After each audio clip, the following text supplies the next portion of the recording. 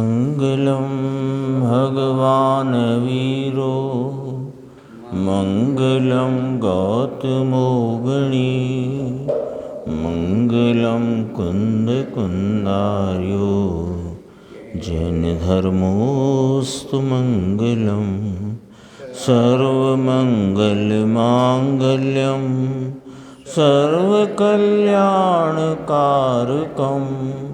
प्रधानं सर्वधर्माणां जैनं जयतु शासनं सहजानंद चैतन्य प्रकाशाय महीयसे नमो अनेकांत विश्रांति महिमने परमात्मने। आचार्य कुंद कुंददेव द्वारा रचित पंचाशिकाय संग्रह नाम का ग्रंथ है और इसकी 128, 129 और 130 नंबर की गाथा है। गाथा सूत्र अपन ने कल पढ़े थे और इसके हरि गीत का भी अपन ने पाठ किया था। अन्वयार से अपन इन गाथाओं की चर्चा प्रारंभ करते हैं। जो वास्तव में संसार स्थित जीव हैं उससे परिणाम होता है। यहाँ क्या कहना है कि जो वास्तव में संसार स्थित जीव हैं उससे परिणाम होता है। तो परिणाम तो सभी जीवों का होता है, पर संसार स्थित जीव हैं उससे परिणाम होता है, अर्थात उसे स्निग्ध परिणाम होता है, राग द्वेष का परिणाम होता है। ये यहाँ लेना है, क्योंकि संसार में ये जीव किस प्रकार परिभ्रमण कर रहा है। और अंत की गाथा में कहा, तीसरे नंबर की जो इस क्रम में है, कि यह संसार अनादि अनंत भी है और अनादि शांत भी है। किसी जीव की अपेक्षा अनादि अनंत है अभव्य की अपेक्षा, और भव्य की अपेक्षा अनादि शांत है। और जब तक वह चल रहा है तो कैसे चल रहा है वो वर्णन इसमें है। देखो, है सब निमित्त नैमित्तिक संबंध की बात। चल रहा है जीव का परिणाम जीव में। जीव अपने स्वभाव को भूलकर मोह राग देश रूप भाव में परिणमता है स्वतंत्रपने, और कर्म का बंधन होता है, उदय होता है वो स्वतंत्रपने। और जीव गति गति में जाता है स्वतंत्रपने, देह का संयोग होता है स्वतंत्रपने, और उन देह में जिन जिन इंद्रियों का संयोग है वह भी उस देह में उस काल की योग्यता के अनुसार, और देह में प्राप्त इंद्रियों के निमित्त से उस जीव को वह इंद्रिय विषयों का जानना और पुनः राग देश का होना वो भी स्वाधीन है।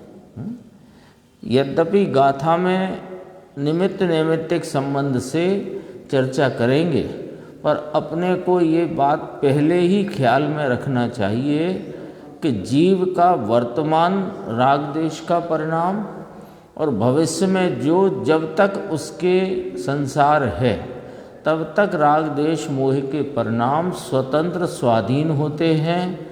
उसके उन परिणामों के होते हुए अनेक प्रकार की देहों का संयोग वियोग होता है।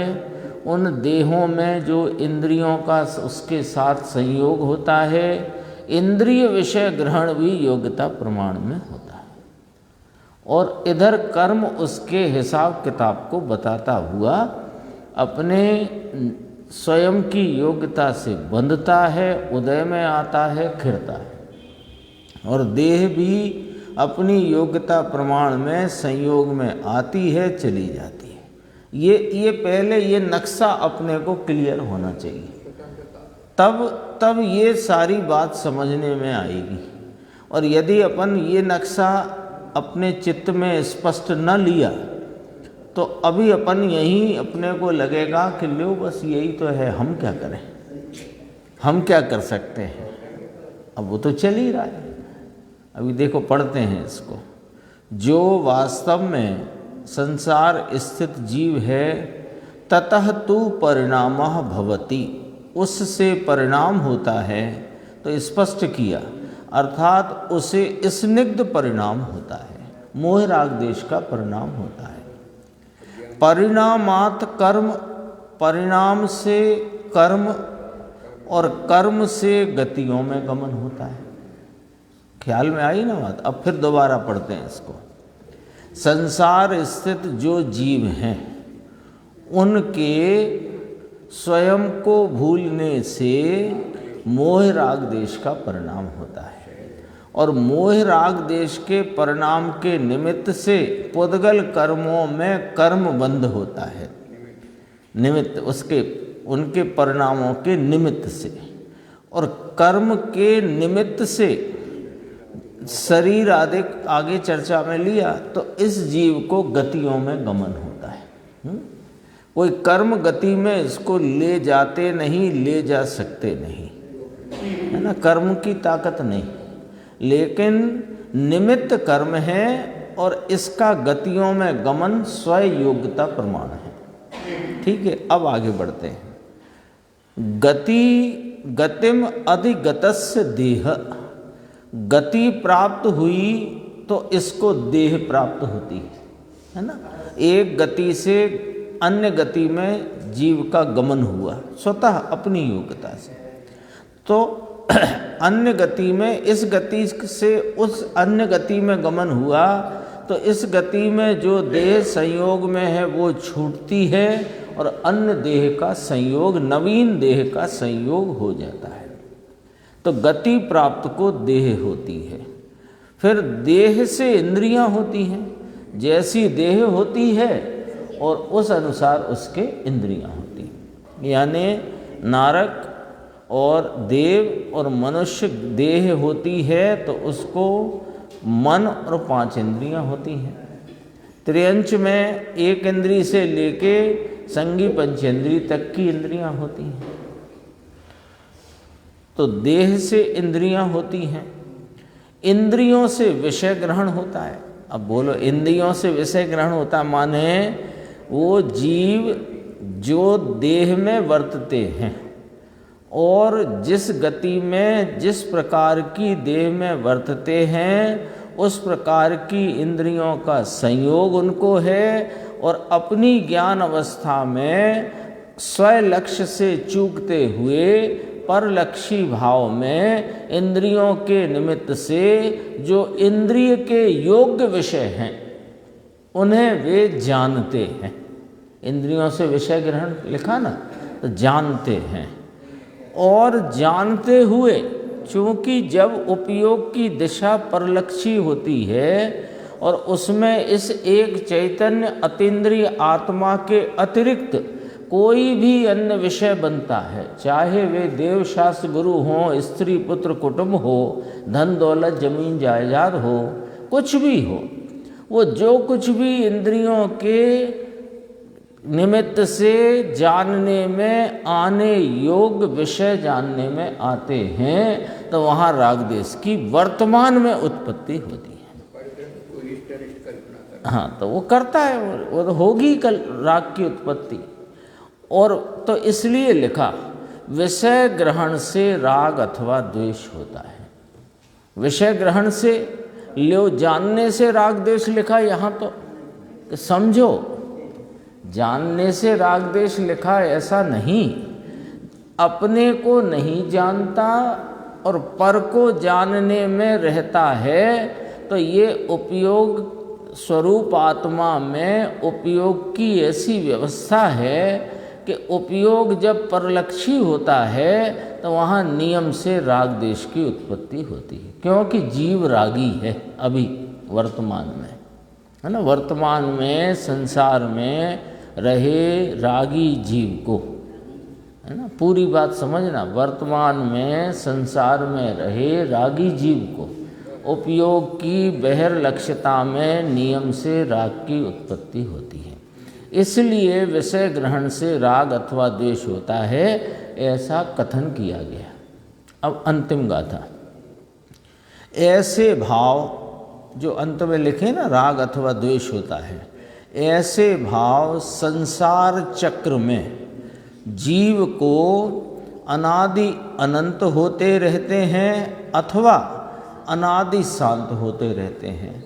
इति जिनवर ही भणितः, ऐसा जिनवरों ने कहा है। वो चक्र कहा इसको, संसार चक्र। चक्र क्यों कहा वो भी समझ लो। है तो उसके काल प्रवाह के सापेक्ष जीव के परिणाम जीव में, कर्म के परिणाम कर्म में, कर्म के निमित्त से मिलने वाली देह के परिणाम देह में, इंद्रियों के परिणाम इंद्रियों में, ज्ञेयों के परिणाम ज्ञेयों में। सबके स्वतः स्वतः अपने अपने परिणाम हैं। लेकिन यहाँ जो संसार में परिभ्रमण करता हुआ जीव है, उसकी पहले में पहली गलती यहाँ से पकड़ना अपने को, कि स्वयं को भूलकर वह मोह राग देश करता है, और मोह राग देश के निमित्त से कर्म बंधन होता है, और कर्म के निमित्त से देह मिलती है, और देह के साथ उस योग्य इंद्रियां मिलती हैं, और इंद्रियों के निमित्त से विषय ग्रहण होता है, यानी पर विषय जानने में आते हैं, और पर विषय को जानते हुए ये पुनः राग देश में परिणमता है, और राग देश से पुनः कर्म का बंधन होता है। इसलिए चक्र कहने में आया है। अब इस चक्र में से कोई निकल जाता है और कोई इस चक्र में चक्कर खाता रहता है। कौन निकल जाता है कि जो पर द्रव्य और राग और पर्याय इन तीनों का लक्ष्य छोड़कर अपने एक रूप ज्ञायक को लक्ष्यगत करता है, वो इस चक्र में से निकल जाता है। और जो अपने ज्ञायक को, पहले ही अपन ने कहा था, स्वभाव को भूलकर मोह राग देश परिणाम करता है। तो जिसने स्वभाव का भान किया वो निकल गया, और स्वभाव का भान जब तक नहीं किया, भले भव्य हो,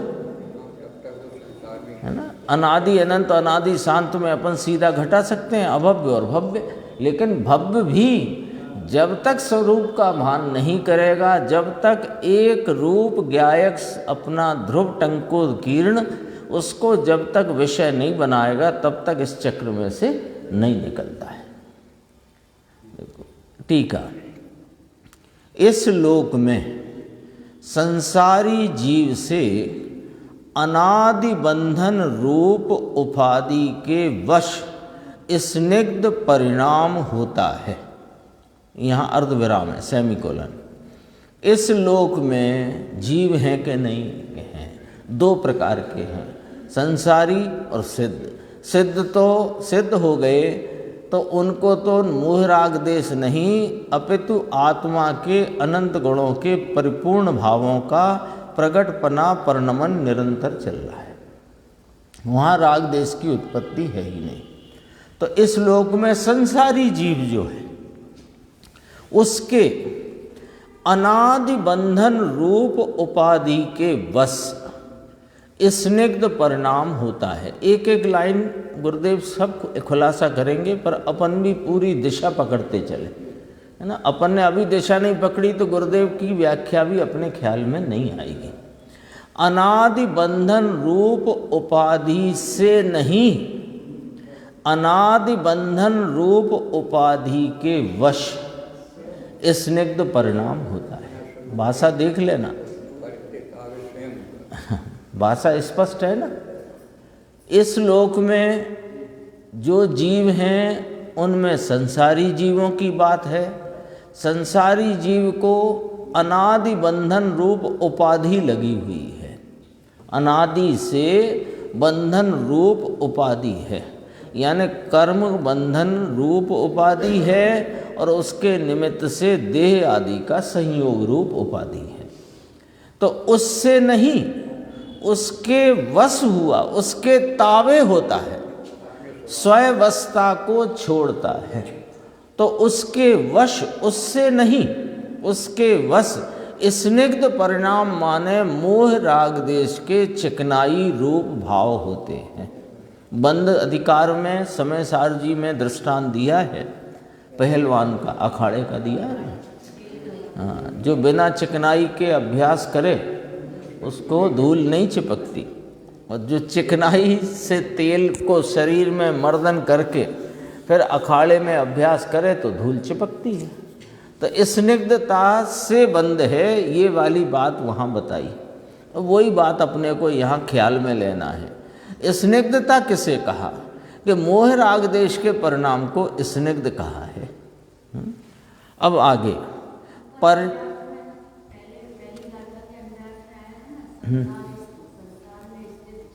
हाँ, उससे परिणाम होता है, तो परिणाम माने स्निग्ध परिणाम होता है। टीका से मिलाना है अपने को, हाँ, तो टीका से मिला लेना है उसको, क्योंकि सूत्र में तो कम शब्दों में, पद तो छोटा है ना। देखो, जो खलु संसार अर्थो जीवो तत्तो दु होदि परिणामो। अब यहाँ तत्तो दु होदि स्निग्ध परिणामो, इतना शब्द उसमें नहीं आता है। तो संसार का नाम ही राग है। हाँ, तो मोह राग देश कोई संसार का, और कोई संसार हाँ हाँ हाँ, ये तो है ही। ये कोई कर्म इसको राग देश कराता नहीं, पर वस्तु राग देश कराती नहीं। ये स्वयं स्ववस्था को छोड़ देता है और परवश होता है। उपाधि नाम पर वस्तुएं, पर भाव।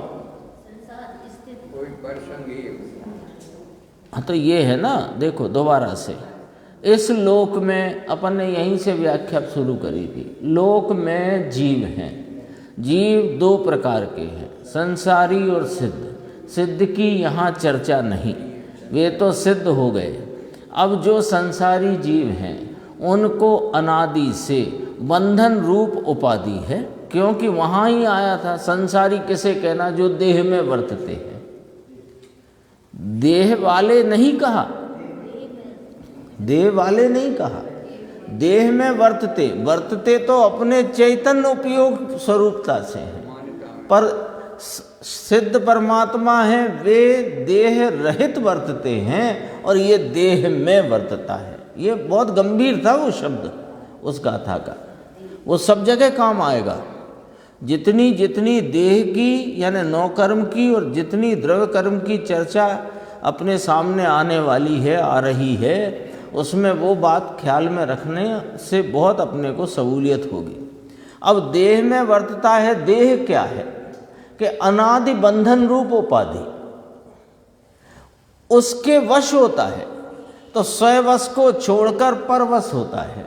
तो परवश होता है तो इसको मोह राग देश का परिणाम होता है। सुबह आया था ना गाथा अपनी, कौन सी चली थी, 42 नंबर गाथा है ना, 42 नंबर।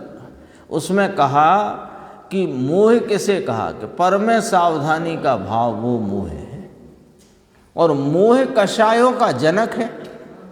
तो राग देश कषाय है, उसका जनक मोह है। मोह जो है वो पर में सावधानी है। तो स्वयं में असावधान होकर पर में सावधान हुआ, तो देह में वर्तता हुआ ये जीव अपने चैतन्य स्वरूप को भूलकर देह में के वश होता है। देह और कर्म वे से राग देश नहीं कराते, वे मोह नहीं कराते, ये स्वयं उनका लक्ष्य करता है, उनके वश होता है, तावे होता है उनके। अब देखो अगला पॉइंट, ठीक है ना, तीनों गाथा की एक साथ। परिणाम से यानी स्निग्ध परिणाम से, स्निग्ध परिणाम लिखा था ना, तो स्निग्ध परिणाम से पुद्गल परिणामात्मक कर्म। ये टीकाकार आचार्य अमृतचंद्र देव कितना स्पष्ट करते हैं। परिणाम से यानी जीव के मोह राग देश परिणाम के निमित्त से पुद्गल परिणामात्मक कर्म, कर्म पुद्गल का परिणाम है। ये लिख दिया इन्होंने गाथा में, टीका में लिख दिया कि नहीं लिख दिया? किसकी अवस्था है कर्म के? पुद्गल परिणाम है ना। तो कर्म कैसा होता है कि पुद्गल के परिणाम रूप भाव है। तो वो जीव कैसे करे कि जीव नहीं करता। जीव अपनी परिणति में अपने को भूलकर मोह राग देश से परिणमता है, उसके निमित्त से पुद्गल के परिणाम में कर्म रूप परिणमन होता है। ठीक है। फिर कहा कर्म से नरकादि गतियों में गमन होता है। कर्म से माने कर्म अलग भाव है। अब यहाँ पर फिर अपन एनालाइज करो, द्रव्य कर्म जो उदय रूप हुआ वो पुद्गल का जुदा परिणाम है, और गति जो हुई वो जीव की परिणति में उस जाति उस गति की योग्यता का होने वाला जीव का परिणाम है। कर्म का उदय पुद्गल कर्म का परिणाम है। पहले कर्म होता है ना, तो कर्म बंधन लेना, यहाँ परिणाम से पुद्गल परिणामात्मक कर्म बंधता है। अब उसका उदय आता है, तो कर्म के उदय से यानी पुद्गल परिणामात्मक पुद्गल परिणाम रूप कर्म उदय से माने उसके निमित्त से नरकादि गतियों में गमन होता है। जीव अपनी योग्यता से ये जो 14 ब्रह्मांड है इसमें आता जाता है, क्योंकि क्रियावती शक्ति क्षेत्र से क्षेत्रांतर की शक्ति जीव की है। ख्याल में रखना बराबर। वो अपनी स्वयं की योग्यता से आता जाता है। वो आना जाना जीव का परिणाम एक। उस समय में जीव की परिणति में उस गति की योग्यता का परिणाम वो जीव का परिणाम, और वहाँ जो देह संयोग में है वो देह रूप पुद्गल का परिणाम, और कर्म उदय का परिणाम अलग पुद्गल। सब अलग अलग हुए कि नहीं? कर्म का उदय यहाँ तो संक्षेप में लिखा, कर्म से नरकादि गतियों में गमन। अब इसको एनालाइज तो करो, कर्म से कैसे गमन हुआ? कर्म ने धक्का दिया, निकलो यहाँ से, नरक में जाओ, तुम स्वर्ग में जाओ। कर्म तो जानता ही नहीं कुछ भी, वो तो पुद्गल परिणामात्मक है, उसमें तो ज्ञान का अभाव है, सर्वथा सदैव अभाव है।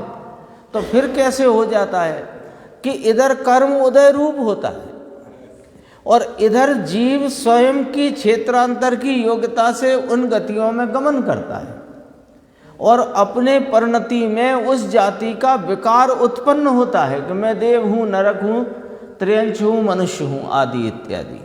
और वहाँ पर संयोग में उसको उस प्रकार की देह का संयोग स्वतंत्र योग्यता से होता है। बंध जान दो, बंध गया कर्म, बंध गया तो जाना पड़ेगा नहीं होता है, जाता है। जाना पड़ता नहीं, जाता है। कर्म बंधा है, ये यदि अनुकूलता अनुरूपता नहीं होती तो निमित्त नैमित्त कहते ही क्यों? नरक की आयु बंधी इसलिए नरक नहीं जाना पड़ा, उसकी उस काल में उस क्षेत्रांतर की योग्यता थी, उससे गए। उस समय की बंधी थी तो पुद्गल में बंधी थी, श्रेणिक के जीव में कहाँ बंधी थी? श्रेणिक के जीव में तो उस जाति की कषाय की तीव्रता का भाव हुआ था एक क्षणवर्ती। परिणाम कितनी आयु का? एक क्षण का, भले वैसा ही दूसरे क्षण हुआ हो, पर वो भी एक क्षण का। तो देखो, ये पहले ये अपने चित्त में स्वतंत्रता का नक्शा बना लो। जो भी हो रहा है संसार में क्या हो रहा है, अपन थोड़ी ये भाषा शास्त्र की है, सरल भाषा में अपन विचार कर लेते हैं कि जीव अपने को भूलकर ठीक अठीक हर्ष शोक रूपी राग देश के परिणाम में बरत रहा है और अपने को उन परिणाम रूप मान रहा है। ये मोह है। अब इन परिणामों के निमित्त से कर्म बंधन हो रहा है, वहाँ एंट्री हो रही है, और कर्म भी अपनी स्थिति लेकर बनता है। तो स्थिति पूरी होने से वह स्वतः उदय में आता है। उदय में आता है, उस समय अनेक प्रकार के संयोग देह आदि के, इंद्रिय आदि के इस जीव को गति क्या है? यदि इसको नारकी का शरीर मिलने की योग्यता है तो नरक में जाके मिलेगा ना, और कहाँ मिलेगा? इस मध्यलोक में थोड़ी मिलेगा। और यदि देव का वैक्रियक शरीर मिलने की योग्यता है यदि, तो वो मध्यलोक में नहीं मिलेगा, वो देवगति में मिलेगा। ऐसी व्यवस्था है। आड़ा शरीर मिलना है तो त्रियंच में ही जाके मिलेगा, ठाड़ा मिलना है तो मनुष्य में मिलेगा। ये तो योग्यता से चलो, कर्म से नहीं। अब इसे तो देव गति बंध गई, ये तो एक वहाँ निमित्त नैमित्तिक संबंध से ज्ञान कराया। देवगति बन गई इसलिए देव में जाना पड़ा, ऐसा नहीं है। इसकी उस समय जब यहाँ से जाने की, मध्यलोक से देव में जाने की क्षेत्रांतर की योग्यता थी, उससे गया। और वहाँ वैक्रियक शरीर मिलने की योग्यता थी, सो मिला। और उस समय वह जो पूर्व का बंधा हुआ देवगति नाम कर्म था, उसका उदय काल था। हम वो तो सब बिल्कुल अलग अलग रख के अपन विचार में रखो नक्शा, तब समझ में आएगी बात। उधर देवगति नाम कर्म के उदय का काल आ गया था, क्योंकि उसकी स्थिति पूर्ण हो गई थी। इधर वैक्रियक शरीर के संयोग में आने की योग्यता थी, और उधर क्षेत्रांतर की योग्यता थी। और उस देव के शरीर को प्राप्त माने संयोग में पा करके ये उसमें जो मग्न हुआ, ऐसे राग देश की वहाँ उत्पत्ति की योग्यता थी। और उस राग देश से नवीन कर्म बंद हो गया। ये तो चल ही रहा है ना। ये वाला नक्शा छोड़ के एक लाइन भी अपन इसके मर्म की नहीं समझ पाए। शब्द से सब समझ जाएंगे, शब्द से तो आपको पहले से ही मालूम है। ये सब जो इसमें अपन पढ़ रहे हैं, आपको, हमको, सबको पहले ही मालूम है कि जीव मोह राग देश करता है, राग देश से कर्म बनते हैं, कर्म से देह मिलती है, देह में इंद्रियां होती हैं, इंद्रियों से फिर विषय ग्रहण करता है, विषय ग्रहण करता हुआ फिर राग देश में परिणमता है। ऐसे संसार चक्र चल रहा है। लेकिन जब तक वस्तु की स्वाधीनता समझ में नहीं आएगी तो ये चक्र चलता ही रहेगा। निकलना है कि नहीं निकलना है? निकलने के रास्ता बताना है, या चक्र नहीं समझाना है। दरअसल में तो यहाँ चक्र समझा करके चक्र में उलझाना नहीं है। ये चक्र में तुम पड़े हो, ये बता करके चक्र में से निकलने का रास्ता समझाना। तो निकलने का पहला बिंदु, यदि इस शुद्धात्म तत्व का निर्णय करना हो, क्योंकि निर्णय बिना तो आगे बढ़ नहीं सकते, स्वरूप की प्राप्ति हो नहीं सकती। तो निर्णय करना हो तो निर्णय की पहली सीढ़ी कि सब द्रव्य जगत के अपने अपनी योग्यता प्रमाण में स्वतः अपने से परिणमते हैं, कोई किसी को परिणमाता नहीं है। ये पहली सीढ़ी पर ये वाली बात चाहिए। जैसे ही अपन कहें ना कि भाई निर्णय करने के लिए हम प्रयत्नशील हैं या होना चाहते हैं, हम निर्णय करना चाहते हैं, तो पहले ये निर्णय करो कि जगत के प्रत्येक द्रव्य स्वाधीन अपनी स्वतंत्र सत्ता में रहता हुआ अपनी उस समय की योग्यता प्रमाण से परिणमता है, कोई किसी को परिणमाता नहीं। हाँ, मोक्ष मार्ग प्रकार अपनी अपनी मर्यादा में ये निर्णय की पहली सीढ़ी है ना। मंगलाचरण है ये निर्णय का। यहाँ से निर्णय की बात शुरू होगी। यदि ये निर्णय नहीं किया तो जिनवाणी में अपन पढ़ते जाएंगे और कुछ का कुछ अभिप्राय ग्रहण करेंगे, और फिर वो निर्णय यथार्थ हो ही नहीं सकेगा। देखो कहाँ पहुंची थी अपनी बात। कर्म से नरकादि गतियों में गमन, और गति की प्राप्ति से देह, क्योंकि जिस गति में जाएगा उस अनुसार उसे देह मिलेगी। त्रियंच में जाएगा तो एक इंद्रिय से पंचेंद्रिय संगी तक की कोई देह मिलेगी, और देव में, नरक में, मनुष्य में जाएगा तो संगी पंचेंद्रीय पने की देह मिलेगी। तो देह से इंद्रियां, यानी उन देह के निमित्त से वो यहाँ भी निमित्त लगाओ, क्योंकि जैसा देह वैसी इंद्रियां, वो भी अनुकूल अनुरूप हुआ। अब इंद्रियों से विषय ग्रहण, इंद्रियों से विषय ग्रहण माने इंद्रियों के निमित्त से अपने उपयोग की परलक्ष्यता में ये जीव इस अतीन्द्रिय स्वभाव को न देखता जानता, इंद्रिय विषयों को जानने में रत रहता है। ये है इसकी बात।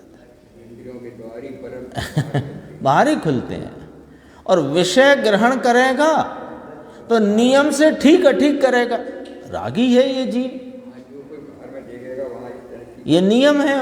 उपयोग की बहिर्मुखता में जो भी विषय ग्रहण होता है वहाँ ये ठीक अठीक किए बिना नहीं रह सकता। तो इसको रागदेश उत्पन्न होता है। अब जो रागदेश हुआ वही पुनः से स्निग्ध परिणाम है, और उस परिणाम से फिर पुद्गल परिणामात्मक कर्म, और कर्म से फिर नरकादि गतियों में गमन, और गति की प्राप्ति से फिर देह, और देह से फिर इंद्रियां, और इंद्रियों से फिर विषय ग्रहण, और विषय ग्रहण से फिर रागदेश। ये अनादि की बीमारी। अब राग देश से फिर पुनः स्निग्ध परिणाम, फिर आगे ऐसा के ऐसा पढ़ते रहो पढ़ते रहो पढ़ते रहो, मतलब ऐसा ही होता है। जब तक संसार परिक्रमा है तब तक ये इस प्रकार वह अन्योन्य है ना, अन्य अन्य भिन्न भिन्न कार्य कारणभूत जीव परिणामात्मक और पुद्गल परिणामात्मक कर्म जाल संसार में जीव को अनादि अनंत रूप से अथवा अनादि शांत रूप से चक्र की भांति पुनः पुनः होते रहते हैं, है ना। ये तो ऊपर बता दिया। स्निग्ध परिणाम, परिणाम से कर्म, कर्म से गतियों में गमन, गतियों में देह, देह के साथ इंद्रियां, इंद्रियां आई तो विषय ग्रहण, विषय ग्रहण से फिर स्निग्ध परिणाम, फिर ये चक्र इसका चला आ रहा है। ये क्या हो रहा है हमें समझाओ तो सही।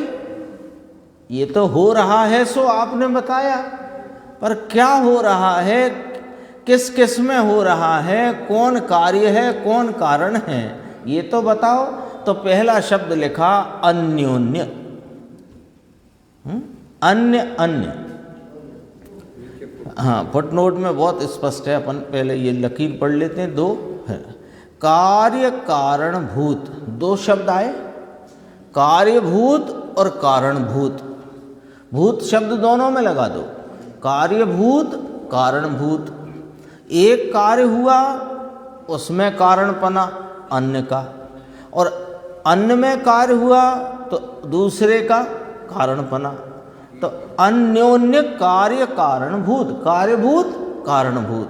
कौन कौन है वे कि सुनो, जीव परिणामात्मक और पुद्गल परिणामात्मक कर्मजाल, है ना। इसको और खुलासा समझो।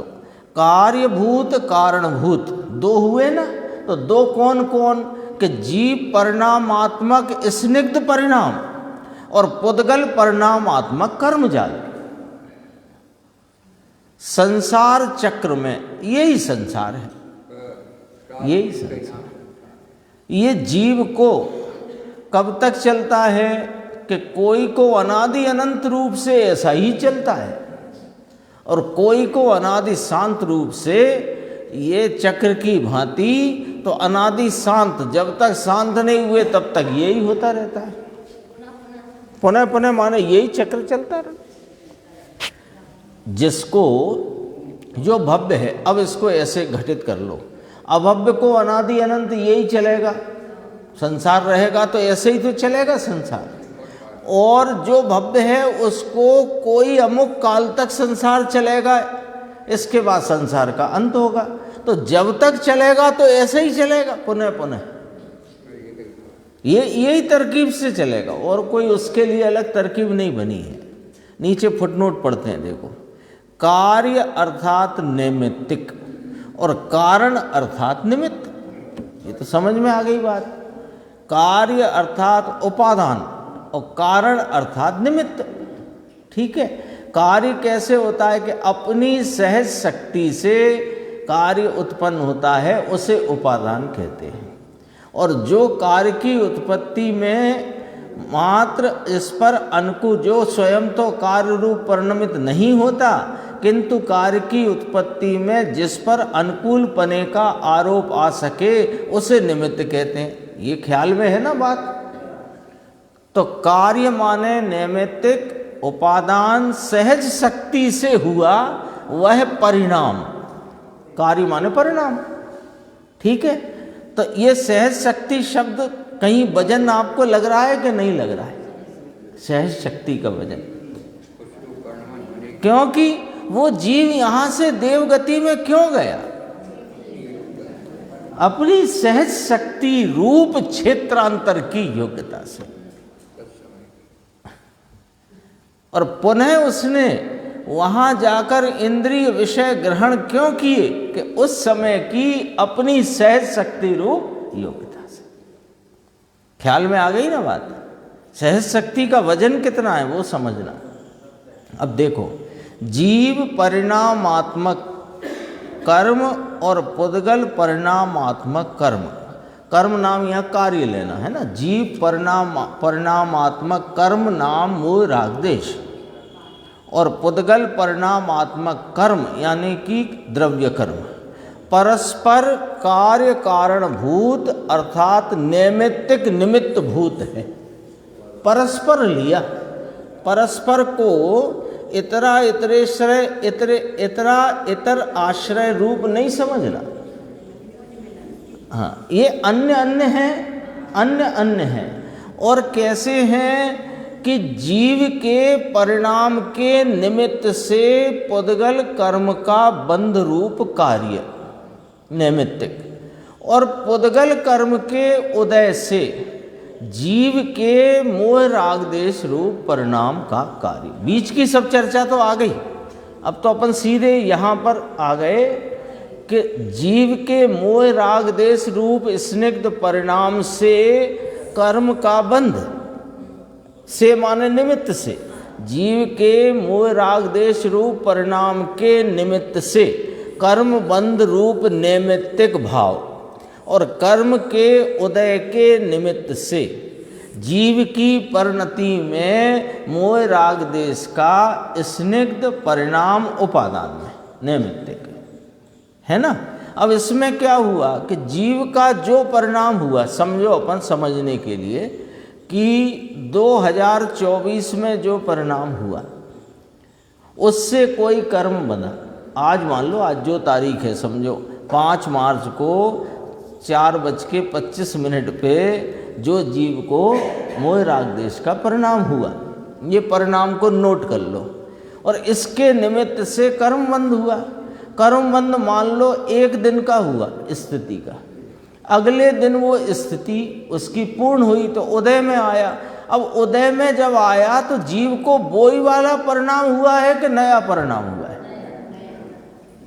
तो इतर आश्रय वो नहीं लागू पड़ता है। तो परस्पर निमित्त नैमित्तिक क्या कहना है कि जीव के परिणाम के निमित्त से कर्म का नैमित्तिक और कर्म के निमित्त से जीव परिणाम का नैमित्तिक, इतना परस्पर लेना बस। नहीं तो उससे ही वो ऐसे नहीं है।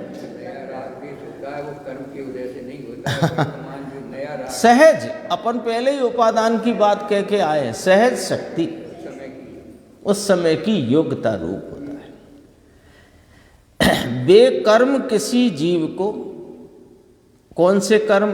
भाव कर्म और द्रव्य कर्म, दो अन्य अन्य हैं। उनमें कार्य कारण भूत पना है, उनमें परस्पर निमित्त नैमित्तिक पना है। इतनी तो चर्चा ख्याल में आ गई ना। हाँ, वे कर्म किसी जीव को, देखो बेकर्म वह कर्म नहीं, बेकर्म। तो बेकर्म में दोनों लो, भाव कर्म और द्रव्य कर्म। तो भाव कर्म के निमित्त से द्रव्य कर्म है और द्रव्य कर्म के निमित्त से नवीन भाव कर्म। ऐसा जो सिलसिला है, ऐसा जो सिलसिला है, ये सिलसिला किसी जीव को अनादि अनंत चलता है और किसी जीव को अनादि शांत चलता है। पूरी बीच में चर्चा आई, देह मिलती है, देह से इंद्रिया, इंद्रियों से विषय ग्रहण, विषय ग्रहण से पुनः राग देश, वो सबको अब सकेल दिया, सकेल करके दो रख दिए, भाव कर्म और द्रव्य कर्म। बीच में उन द्रव्य कर्म के निमित्त से नौ कर्म होता है, नौ कर्म के लक्ष्य से इसको फिर नया राग देश होता है। सीधा कोई उदय से नहीं जुड़ता है ये, उदय तो दिखता भी नहीं इसको, कर्म का उदय दिखेगा इसको, इंद्रिय ग्रहण नहीं है। देखो अब आगे चलते हैं। इस प्रकार यहाँ ऐसा कहा कि पुद्गल परिणाम जिनका निमित्त है, ऐसे जीव परिणाम भाव कर्म, और जीव परिणाम जिनका निमित्त है, ऐसे पुद्गल परिणाम द्रव्य कर्म।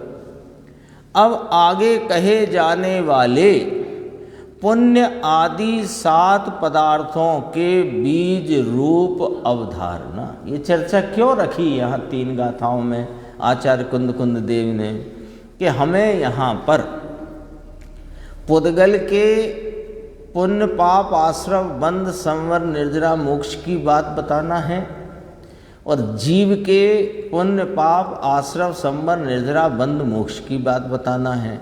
तो उन बातों को बताने के लिए आगे हम उसकी व्याख्या करेंगे। तो ये वाली बात आप अच्छे से समझ लो, है ना, अच्छे से समझ लो कि उनमें निमित्त नैमित्तिक संबंध है। अन्य कोई संबंध की कल्पना करना तुम्हें मिथ्यात्व में धकेलता है।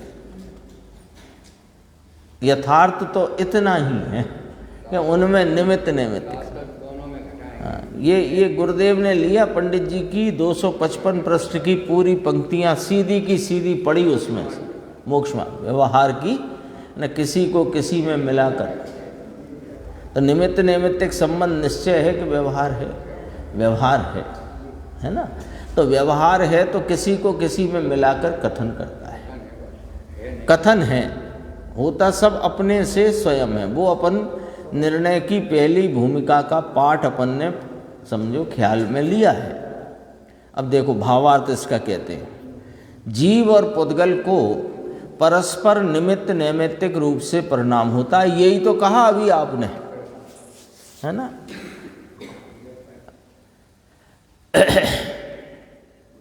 फुटनोट और भी है, वो आगे पढ़ेंगे अपन। देखो, जीव और पुद्गल को परस्पर निमित्त नैमित्तिक रूप से परिणाम होता है, और उस परिणाम के कारण पुण्यादि पदार्थ उत्पन्न होते हैं, जिनका वर्णन अगली गाथाओं में किया जाएगा।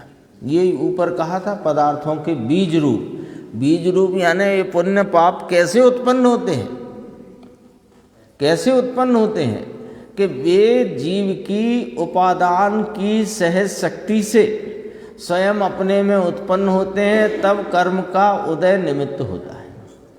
और जब जीव की सहज शक्ति, वो जब कर्म की सहज शक्ति से कर्म में बंध रूप भाव होता है, तब जीव का परिणाम उसमें निमित्त कहलाता है। ऐसे इनमें परस्पर निमित्त नैमित्तिक रूप से परिणाम होते रहते हैं, ठीक है, जिनका वर्णन अगली गाथाओं में किया जाएगा। प्रश्न बहुत गंभीर है और उसका उत्तर यहाँ पर ज़्यादा गंभीर है। पुण्य आदि 7 पदार्थों का प्रयोजन जीव और अजीव इन दो से ही पूरा हो जाता है, क्योंकि वे जीव और अजीव की ही पर्याय हैं। तो फिर वे 7 पदार्थ किस लिए कहे जा रहे हैं? वही आपने कहा था हम 6 द्रव्य स्वरूप लोक है, तो हम 6 द्रव्य बताएंगे, आपने बता दिए। उनमें 5 अस्थि काय हैं, एक काल द्रव्य है जो अस्थि तो है, कायत्व उसको नहीं है, ये भी आपने बता दिया। अब आपने कहा कि इन सारे 6 द्रव्यों को यदि 2 भागों में बांटो तो जीव और अजीव 2 हुए, और जीव अजीव के आपने यहाँ आकर ये भी कह दिया कि संसार में रहे जीव को स्निग्ध परिणाम होते हैं, उनके निमित्त से अजीव में कर्म का बंध होता है, कर्म के उदय के निमित्त से जीव को फिर राग देश के परिणाम होते हैं। बस आपने बात बता दी जीव और अजीव दो ही की, और पूर्व की गाथा में आप कह ही आए थे कि जीव और अजीव दो मूल पदार्थ हैं। अब क्या जरूरत है 7 तत्वों की कहानी सुनाने की? ये प्रश्न है प्रश्नकार का, जो भावार्थ में यहाँ रखा गया है। प्रश्न की गंभीरता समझना, तब उत्तर की महागंभीरता ख्याल में आएगी। हाँ, प्रश्न में क्या कहा कि जीव अजीव की तो पर्याय हैं ये भाव कर्म के निमित्त से द्रव्य कर्म और द्रव्य कर्म के निमित्त से भाव कर्म। आपने सब हमें समझा दिया, देह इंद्रिय विषय का ग्रहण आदि सब समझा दिया। अब हम सब समझा के हमारा पॉइंट बस यहाँ पर आ गया कि भाव कर्म के निमित्त से द्रव्य कर्म और द्रव्य कर्म के निमित्त से नवीन भाव कर्म और भाव कर्म से नवीन द्रव्य कर्म, ये बात हम समझ गए। तो ये दोनों पर्याय जीव और अजीव की ही तो पर्याय हैं। तो दो पदार्थों में ही बात पूरी हो गई आपकी। पूरा संसार चक्र का आपने मामला इन दो पदार्थों और उनकी पर्यायों से हमें समझा दिया। अब ये 7 की चर्चा काहे को कर रहे? प्रश्न आए ख्याल में? अब इससे अपने उत्तर से ये मालूम पड़ेगा कि 7 की चर्चा में अपने को क्या लाभ है। वो देखो, तो फिर वे 7 पदार्थ किस लिए कहे जा रहे हैं? उत्तर, भव्यों को हेय तत्व और उपादेय तत्व, अर्थात हेय और उपादेय तत्वों का स्वरूप तथा उनका कारण दर्शाने के प्रयोजन से उन 7 का कथन किया जा रहा है। अभव्य को तो क्या है? उसको हे उपादेय का कभी ज्ञान नहीं, वो हे उपादेय तक पहुंचना ही नहीं है उसकी रेलगाड़ी। वो तो गलत हे को उपादेय करता हुआ ही संसार में भटकेगा। जो हे भाव हैं, हे तत्व हैं, उनको ही उपादेय करेगा तभी तो भटकेगा। यदि यथार्थ उपादेय को उपादेय कर ले और हे को हे कर ले तो वो तो भव्य ही है। देखो, भव्यों को यद्यपि कि देखो अभी इस प्रकार की व्यवस्था में कौन सी व्यवस्था ऊपर आई कि जीव के स्निग्ध परिणामात्मक कर्म और पुद्गल के जो कर्म जाल रूपी परिणामात्मक कर्म, उनके परस्पर निमित्त नैमित्तिक संबंध है, उससे संसार चल रहा है। ये संसार चल रहा माने ये संसार रूप प्रवर्तन जीव की पर्याय में चला आ रहा है निमित्त नैमित्तिक रूप से।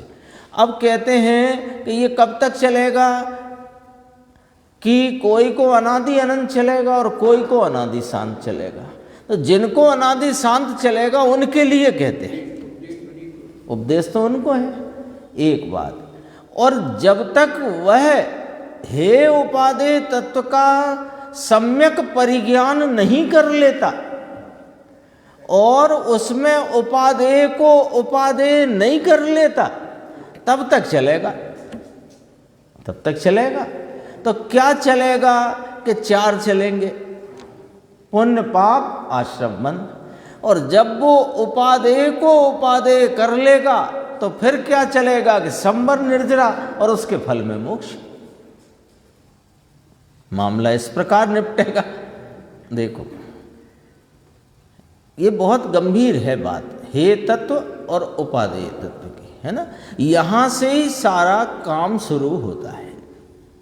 जो जीव इस संसार से निकलकर अपने आत्मलाभ की पूर्णता को प्राप्त करना चाहते हैं, अथवा सरल भाषा में कहो कि ऐसा सुख चाहते हैं कि जो अनंत हो और अनंत काल रहे, यानी सुख भरपूर हो और परिपूर्ण हो और अनंत काल तक रहे, उसके बाद दुख नहीं आना चाहिए। यदि दुख सुख के बाद दुख आया तो वो सुख था ही नहीं, ठीक है ना।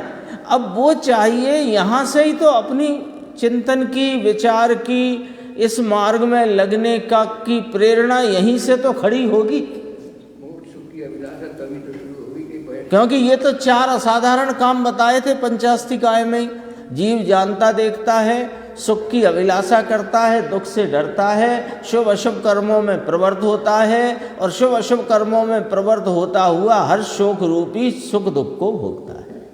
यही बात आई थी। अब उसमें सुख की अभिलाषा मूल बात लेना, जानना देखना तो इसका त्रैकालिक स्वरूप है, पर सुख की अभिलाषा है तब तो हे उपादेय करेगा, नहीं तो क्यों करेगा। भाई जिसे भूख लगी हो तो क्या खाना क्या नहीं खाना ये विचार वो ही करेगा ना, जिसके भरपूर पेट भरा हो तो वो तो अपने आराम से पड़ा है, उसे क्या है। देखो, हे उपादेय तत्वों का स्वरूप तथा उनके कारण दर्शाने के प्रयोजन से उन 7 का कथन किया गया है। देखो यहीं से देखना, दुख वह हे तत्व है, उसका कारण संसार है, संसार का कारण आश्रव और बंध 2 हैं, अथवा विस्तार पूर्वक कहें तो पुण्य पाप आश्रव और बंध 4 हैं। उसी आश्रम में और 2 भेद खड़े किए पुण्य पाप के। वो भी क्यों किए कि तुम पुण्य से संबर मानते आए हो अनादि से भूलवश, तो पुण्य आश्रम का भेद है भाई साहब, संबर का नहीं, ये ज्ञात कराने को, ठीक है। और उनका कारण मिथ्या दर्शन ज्ञान चारित्र है। इतनी लाइन दोबारा देखो, दुख वह हे है के उपादेय, अपन विचार करो, हे है के उपादेय, हे है सदैव है, जे त्रिभुवन में जीव अनंत, सुख चाहे दुख तय भयवंत। दुख वह हे तत्व है। और दुख क्यों है कि संसार, संसार नाम मोह राग देश, तो उसका कारण कहो या मोह राग देश कहो कि आश्रव और बंध 2 हैं, इसी को विस्तार कर दिया तो पुण्य पाप आश्रव बंध 4 हुए, ठीक है। और उनका कारण कौन कि मिथ्या दर्शन ज्ञान चारित्र, मिथ्यात्व रूप श्रद्धा, गलत जानना और गलत आचरना। मिथ्या दर्शन ज्ञान चारित्र किसे कहते हैं? हाँ, गलत श्रद्धा, जो है नहीं उसकी श्रद्धा। पंडित जी ने लिखा है ना, मिथ्यात्व का क्या स्वरूप है, तीनों को एक शब्द से बोलो तो मिथ्यात्व। मिथ्यात्व का क्या स्वरूप है? पदार्थों का जैसा स्वरूप है वैसा जानता मानता नहीं, और जैसा स्वरूप नहीं है वैसा जानता मानता है, इसका नाम मिथ्यात्व है। पंडित जी ने लिखा, टोडरमल जी साहब ने। अब देखो, तो फिर यदि दुख हे है तो सुख वह उपादेय है। आ गया कि नहीं आ गया? अपने आप आ गया। सुख वह उपादेय तत्व है और उसका कारण मोक्ष है। बंध और मोक्ष आमने सामने कर दिया। जीव है ना, तो जीव से पूछते हैं कि भाई तुझे सुख चाहिए तो इस लाइन में आ जा, और दुख चाहिए तो इस लाइन में आ जा, है ना। तो कहा कि तो पता लगा कि सुख वाली लाइन में ही सब बैठ गए आके। सुख उपादेय, यहाँ लिखा जिनको सुख चाहिए वे इधर आ जाओ, दुख चाहिए वे इधर आ जाओ, तो सब सुख की लाइन में आ गए। तो उनसे कहा कि जो तुम अब तक दुखी हो उसका कारण मिथ्या दर्शन ज्ञान चारित्र है, और मिथ्या दर्शन ज्ञान चारित्र के कारण तुम्हारी परिणति में आश्रव और बंध चल रहे हैं, और आश्रव बंध से संसार चल रहा है, और संसार से दुख चल रहा है, और दुख हे है क्योंकि तुमने इस लाइन में बैठ के कहा कि हमको तो सुख उपादेय है। तो फिर सुख का कारण खोजो। सुख चाहिए तो सुख का कारण कौन? कि यदि दुख का कारण बंध है तो सुख का कारण मोक्ष है। अरस परस बात है सामने, बंध मोक्ष को सामने। अभी देखो, आश्रव को अलग कर दिया, पुण्य पाप आश्रव 3 अलग रख दिए, और संवर निर्जरा 2 अलग रख दिए। मूल बात करते हैं बंध और मोक्ष की। पहले जीव और अजीव की 2 मूल पदार्थ की बात की, इनके अन्य अन्य दो पदार्थ हैं, इनमें अनुकूलता अनुरूपता के कारण जीव अपने स्वभाव को भूल जाने से पर लक्ष्य में राग देश रूप भाव से परिणमता है, वे बंध जाते हैं, उनका उदय आता है, फिर नवीन सामग्री मिलती है, फिर लक्ष्य करता है, फिर बंध जाता है।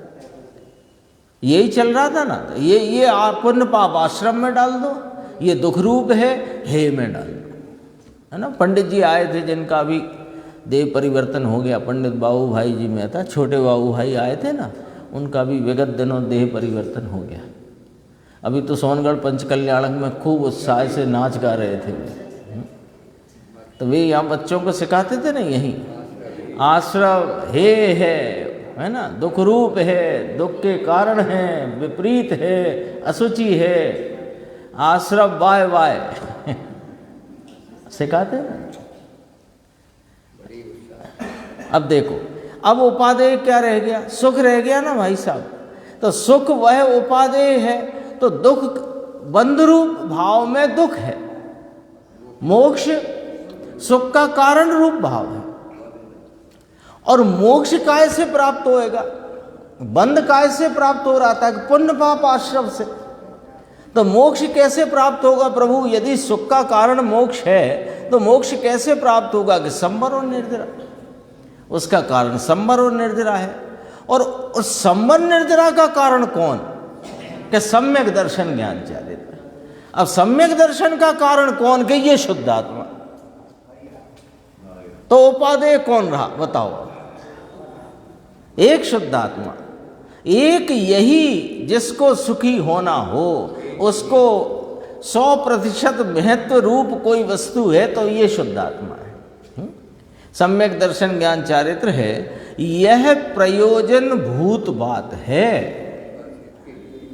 ये प्रयोजन भूत बात है। तो भव्य जीवों को यह प्रयोजन भूत बात प्रकट रूप से दर्शाने के लिए 7 पदार्थों का कथन किया गया है। तुम कह रहे थे कि 7 का क्यों कर रहे हो कथन? देखो, ये फुटनोट बड़ा लंबा है, इसे अब समय हो चुका है, अपन आगे की स्वाध्याय में लेंगे, फिर आगे गुरुदेव श्री की स्पष्टीकरण।